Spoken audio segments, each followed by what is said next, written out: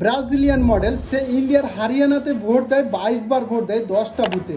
যেটা রাহুল গান্ধী প্রেস কনফারেন্সে কনফার্ম করেছে যে 25 লাখ ভোট তোমার চুরি হয়েছে, তোমার ডুপ্লিকেট ভোটার তোমার 5 লাখ, ইন্ডিভিজুয়াল অ্যাড্রেস তোমার 93,000, বাল্ক ভোটার তোমার 19,26,000 মতন। ফর্ম 6 ফর্ম 7 কোনো ডেটা দেয়নি জ্ঞানেশ কুমার।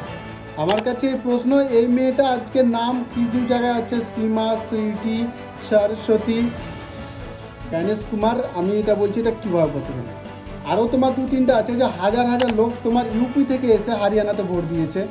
তোমার কিছুদিন আগে জ্ঞানেশ কুমার একটা জ্ঞান দিয়েছিল, মনে আছে তোমাদের, যে যাদের বাড়ি নাই, যারা ল্যাম্প পোস্টের তলে ঘুমায়, তাদের বাড়ি নাম্বার 0। এখানে রাহুল গান্ধী প্রেস কনফারেন্সে দেখাচ্ছে যেখানে 10টা ভোটের উপরে থাকলে তোমার ফিজিক্যাল টেস্ট হবে, সেখানে 66টা ভোট। আর এক জায়গায় আছে তোমার 205 নাম্বার বাড়িতে 501টা ভোট। আর এক জায়গায় আছে তোমার 108টা ভোট। আমার কাছে একটা প্রশ্ন, জ্ঞানেশ কুমার এটা কি করছে, যেখানে ইলেকশন কমিশনার একতরফা জিনিস দেখাচ্ছে।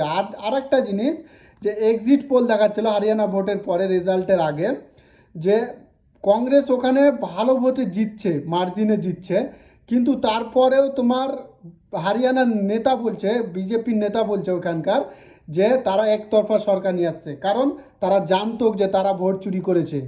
আমার কাছে এটা প্রশ্ন যে এটা কিভাবে হয়, এখানে সরকার চুরি হচ্ছে ডেমোক্রেসি দেশে।